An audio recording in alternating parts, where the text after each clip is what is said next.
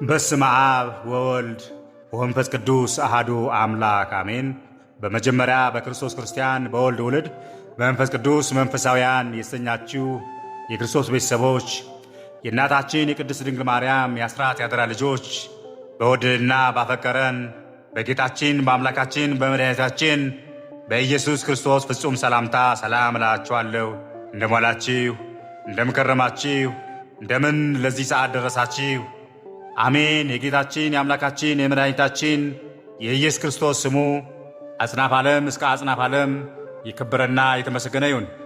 እንዲሁም አትለየውምና እናቱ እናታችን እመቤታችን ቅድስት ድንግል ማርያም ስሟ የከበረና የተመሰገነ ይሁን። ቅዱሳን መላእክት፣ ቅዱሳን ጻድቃን፣ ቅዱሳን ሰማዕታት እንደየክብራቸው የከበሩና የተመሰገኑ ይሁንልን። ዛሬ የምንማማረው መስከረም 21 ቀን ግሸን ማርያም ወይም የብዙሃን ማርያም እያልን የምንጠራት ስለምንድን ትከበራለች? ጌታችን የተሰቀለበት መስቀል ወደ ሀገራችን እንዴት ሊገባ ቻለ? የሚሉትን ሁለት አበይ ታሪኮችን እንደ እግዚአብሔር በጎ ፈቃድ አብረን እናያለን። የሚያስተምረን እግዚአብሔር ነው። የጎደለውን አሟልቶ የተጣመመውን አቃንቶ ባፈ መላእክት አርሞ ያስተምረ ዘንድ ቅዱስ ፈቃድ ይሁንልን። ወደ ዕለቱ ትምህርት ስንገባ በመስከረም 21 ቀን ብዙ ወርሃዊና ዓመታዊ የከበሩ በዓላት አሉ። ከነዚህም አንዱ የእመቤታችን ቅድስት ድንግል ማርያም በዓል ነው። ስለዚህ መስከረም 21 ቀን የሚከበረው በዓል የብዙሃን ማርያም እየተባለ ይታወቃል። ይህ በዓል በሁለት አበይት ምክንያቶች ይከበራል።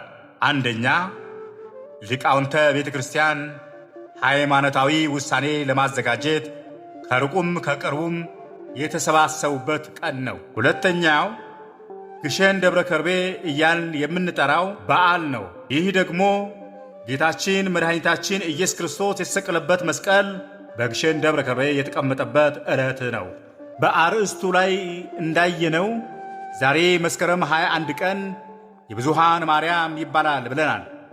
ይህ ማለት ደግሞ እመቤታችን ቅድስት ድንግል ማርያም የብዙዎች እናት መሆኗን ያሳየናል ማለት ነው። ዋናው ምስጢር ግን በንቅያ የምትባል አገር 318 ቅዱሳን ሊቃውንት የተሰበሰቡበት ቀን ነው።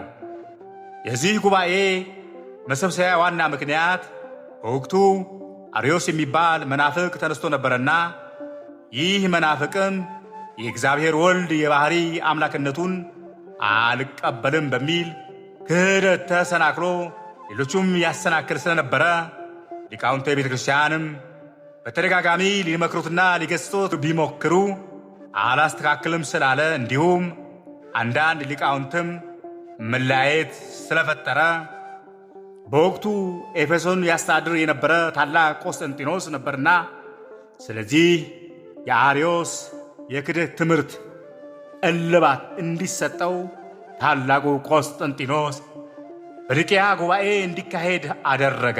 በየአገሩ የሚገኙ ሊቃውንትም ጥሪ ወይም መልእክትን አስተላለፈ። በዚህ መሠረትም ሚያዝያ 21 እስከ መስከረም 21 ቀን 2348 ሊቃውንት በኒቅያ ተሰባሰቡ። ይህ ጉባኤ እንደ ቅዱሳን ሐዋርያት ሙታን ያስነሱ፣ ለምጻም ያነጹ፣ አንካሳ ያረቱ፣ የዕውራን ዓይን ያበሩ፣ ድውያን የፈወሱ፣ ሌላም ተአምራትን ያደረጉ ሊቃውንቶችን ያሰባሰበ ጉባኤ ነበረ። አስተውሉ። ሊቃውንቱ ታዲያ ሱባኤ ይዘው በጸሎት ከቆዩ በኋላ ኅዳር 9 በንጉሥ ቆስጠንጢኖስ ሊቀመንበርነት በእለእስክንድሮስ አፈ ጉባኤነት ጉባኤው በግልጽ ወይም በይፋ ተጀመረ። 318ቱ ሊቃውንተ ቤተ ክርስቲያን በአንድነት የወልድ አምላክነትን እንደ አምላክ እናምናለን የሚለውን በአንድነት ደንግገዋል። አርዮስና መሰሎችንም አውግዘው ለይተዋቸዋል። ስለዚህ ነው የብዙሃን ማርያም የሚባለው። ሁለተኛው ምስጢር ደግሞ ግሸን ደብረ ከርቤ እያልን የምናከብረው የጌታችን መስቀል በግሸን ደብረ ከርቤ ያረፈበት ቀን ስለሆነ ነው። ባለፈው ቪዲዮ እንደተመለከትነው ለንግሥት መስከረም 16 ቀን በ320 ዓመተ ምህረት በዕጣን ጭስ አማካይነት ግማደ መስቀሉ የትኛው ተራራ ላይ እንዳለ ያወቀችበት መስከረም 17 ደግሞ በይፋ ቁፋሮ የተጀመረበት በመጨረሻም ታኅሳስ 10 ቀን ግማደ መስቀሉ የተገኘበት ቀን ነው። መስቀሉንም በጎልጎታ ቤተክርስቲያን አሰርታ በዛ ክብር እንዳስቀመጠችው፣ ይህም ጌታችን የተሰቀለበት መስቀል ሕሙማንን ይፈውስ እንደነበር፣ ብዙ ተአምራትን ያደርግ እንደነበር ተመልክተናል። ይህንን በስፋት ማየት የምትፈልጉ ወደ ኋላ ተመልሳችሁ በመስከረም 16 የሰራሁትን ቅድስት እሌኒና የመስቀሉ ታሪክ የሚለውን ቪዲዮ ማየት ትችላላችሁ። የፋሪስ ንጉሥም መስቀሉን ማርኮ ወደ ፋሪስ ወስዶት ነበረ። በዚህ ጊዜም የኢየሩሳሌም ምዕመናን የድሉን ዜና ሰምተው የአንድ ቀን መንገድ ያክል በመጓዝ ችቦ አብርተው እየዘመሩ እያመሰግኑ ተቀብለውታል ማለት ነው መስቀሉን። ንጉሥ ሕርቃም የጌታችንን መስቀል ለማስመለስ ሕዝቡን ለአንድ ሳምንት ሱባኤ እንዲገቡ በማዘዝና ባዘዘው መሠረት ሱባኤ በመግባት ሊመለስ ችሏል ማለት ነው። ከዛ በኋላም ይህ መስቀል ወደ እስክንድሪያ ተዘዋወረ። በእስክንድሪያም የሚገኙ እስላሞች ቁጥራቸው እየጨመረ በመሄዱ በእስክንድሪያ ለሚገኙ ክርስቲያኖች ላይ ከፍተኛ ተጽዕኖ ወይም ጫና መፍጠር ጀመሩ። መከራ አበዙላቸው። እነዛ ክርስቲያኖችም ከዚህ መከራ እንግልት ለመላቀቅ ሁሉም በአንድነት ሆነው መከሩ። ለኢትዮጵያዊ አፄ ዳዊት እንዲህ የሚል መልእክትም ላኩላቸው። ንጉሥ ሆይ፣ በግብፅ የሚኖሩ እስላሞች መከራ አጽንተውብናልና ኃይልህን አንስተህ አስታግስልን አሉት። ዳግማዊ አፄ ዳዊትም ለመንፈሳዊ ሃይማኖታቸው ቀንተው 20,000 ሰራዊት ይዘው ወደ ግብፅ ዘመቱ። በግብፅ የሚኖሩ ኃያላን ነገሥታት ፈሩ፣ ስጋትም አደረባቸው። አፄ ዳዊትም እንዲህ የሚል መልእክትም ላኩ። በተፈጥሮ ወንድሞቻችሁ ከሆኑት ክርስቲያኖች ጋር ካልተስማማችሁ መጥቼ ሀገራችሁን አጠፋለሁ የሚል መልእክትን ላከ። እነዚህ ሙስሊሞችም ይህንን ማስጠንቀቂያ በደረሳቸው ጊዜ ፈሩ። እንደ ቀድሟቸውም ተከባብረው መኖር ጀመሩ። ክብር ለአምላካችን ይሁን።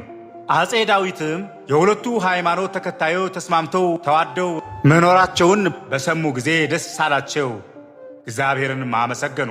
የእስክንድሪያ ክርስቲያኖችም የደስታቸው መግለጫ ይሆን ዘንድ 12 ወቄት ወርቅና ደብዳቤ ላኩላቸው። አፄ ዳዊትም ደስ ተሰኙ። አፄ ዳዊት በነገሱበት ጊዜ በአገሪቱ ወይም በኢትዮጵያ ከፍተኛ ችግር ተነስቶ ነበረ።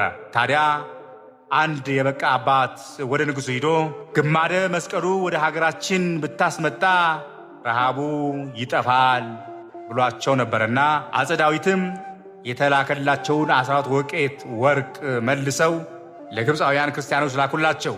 እኔ ያደረግኩት የክርስቶስ ፍቅር አስገደኝ ነው እንጂ ሌላ ጥቅም ፈልጌ አይደለም። ነገር ግን በአገሬ ችግር ስላለ ክርስቶስ የተሰቀለበትን መስቀል ከላካችሁልኝ ችግሩ ይወገዳል።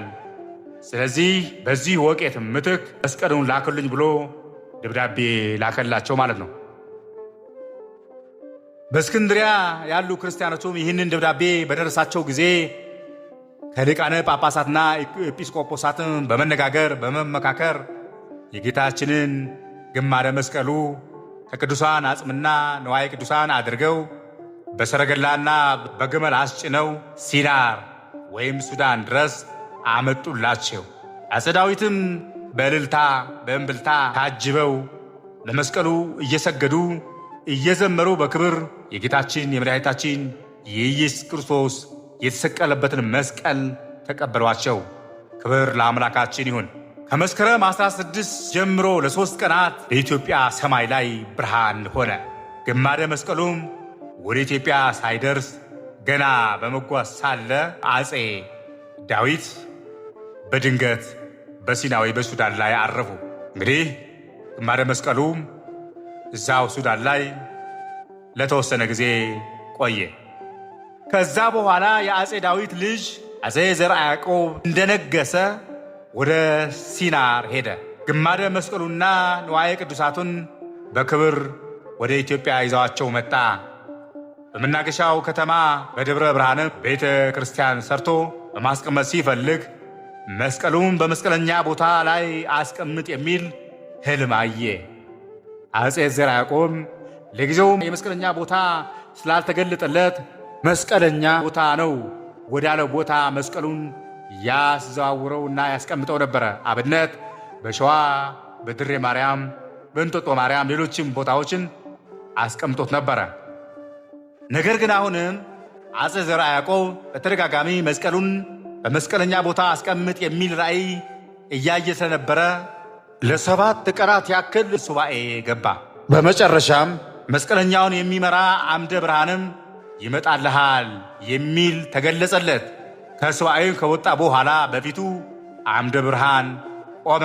በዛ መሰረትም አሁን ካለበት ግሸን አምባ መርቶ አደረሰው ማለት ነው። ክብር ለአምላካችን ለእናቱ ለወላዲተ አምላክ ይሁን። አፄ ዘርዓ ያዕቆብም መስከረም 21 ቀን መስቀሉን በመስቀለኛ ቦታ አስቀመጡት። እኔና እናንተ ዛሬ የምናከብረው ማለት ነው። ከዚህ መስቀል ጋርም በዕለተ ዓርብ ጌታችን መድኃኒታችን ኢየሱስ ክርስቶስ ሲሰቀል ለብሶት የነበረ ቀይ ልብስ፣ ከሮም የመጣ ከለሜዳ፣ ሐሞት የጠጣበት ሰፍነግ፣ ዮሐንስ የሳለው ኩራተ ርዕሱ አብረው መጥተዋል። ባጭሩ ይህ ዕለት በልዩ የምናከብረው የጌታችን የአምላካችን የመድኃኒታችንና የኢየሱስ ክርስቶስ የተሰቀለበት፣ ደሙ የፈሰሰበት፣ ሥጋውም የዋለበት፣ ሕሙማኑ የፈወሰውበት፣ ሰይጣን ዲያብሎስን ድል የነሳበት፣ እኛን ከጨለማ ወደ ብርሃን ያሸጋገረበት የጌታችን ቅዱስ ዕፀ መስቀል በመስቀለኛ ቦታ የተቀመጠበት በግሸን ደብረ ከርቤ ያረፈበት ዕለት ነው። ክብር ለአምላካችን። በግሸን አምባ በሁሉም አቅጣጫ ቤተክርስቲያን አሉ። ከመስቀሉ በላይ የእመቤታችን ቅድስት ድንግል ማርያም፣ የቅዱስ ሚካኤል፣ በቀኝ በኩል የቅዱስ ገብርኤል፣ በግራ በኩል ደግሞ የቅዱስ ዑራኤል ቤተክርስቲያን እንዲሁም በመካከል መስቀሉ ያለበት ወይም የእግዚአብሔር አብ ቤተክርስቲያን ይገኝበታል። ወደዚህ ቦታ ሄዳችሁ በረከቱን መቀበል ለምትፈልጉ ሁሉ እንኳን ደስ አላችሁ። ወደዚህ ቦታ ሄዳችሁ በረከቱን መቀበል ለምትፈልጉ ምዕመናን በመጀመሪያ የዚህን ቅዱስ ቦታ ስፍራ ታሪኩን ማወቅ ይጠበቅብናልና ይህን ታሪክ በጥቂቱ ማወቅ ይጠበቅብናል ማለት ነው። ይህ ቅዱስ ስፍራ የሚገኘው በወሎ ክፍለ ሀገር ሲሆን ከአዲስ አበባ 480 ኪሎ ሜትር ርቆ ይገኛል ማለት ነው። አምላካችን ላስተማረን ለገሰጸን ክብር ይድረሰው። ለእናቱ ለእኛም እናታችን ለቅድስት ድንግል ማርያምም ምስጋና ይድረሳት። የሰማነው በዝነ ልቦናችን ያሳድርልን። ወስብሐት ለእግዚአብሔር ወለወላዲቱ ድንግል ወለመስቀሉ ክቡር። ይቆየን ለዘላለሙ አሜን።